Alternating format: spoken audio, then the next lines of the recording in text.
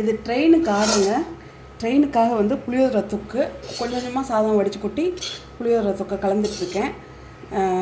புளியோதரை சாதம், அப்புறம் தக்காளி தொக்கு, அப்புறம் வாழைக்காய் கத்திரிக்காய் குழம்பு, மண்டி, இது 4 தான் கேட்டிருக்காங்க.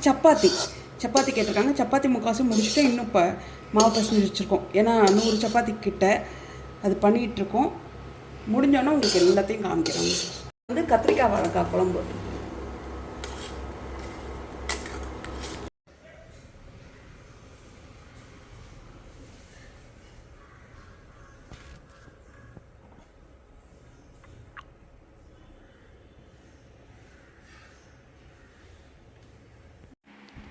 இப்போ புளி சாதங்க, இதெல்லாம் புளி சாதம் பேக் பண்ணி வச்சுருக்கு ஃபுல்லாக. அதுக்கு கீழே தக்காளி தொக்கு பண்ணி வச்சுருக்கோம்.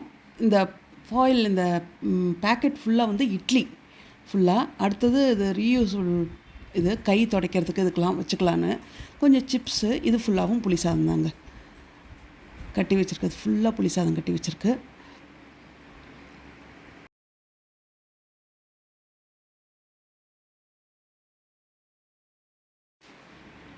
இதுலேயும் புளி சாதம், அதுக்கு சிப்ஸ், கொஞ்சம் தேவையான சிப்ஸு, ஸ்பூனு இதெல்லாம் எடுத்து வச்சுருக்கு. புளி சாதம் மொத்தமும் 25 டப்பாங்க, அதனால் நிறையா தெரியுது. இது வந்து வாழைக்காய் கத்திரிக்காய் குழம்புங்க. அப்புறம் பலாக்காய் மண்டி. இதுக்கு சாதம் வந்து நாங்கள் தனியாக கட்டிட்டோம்.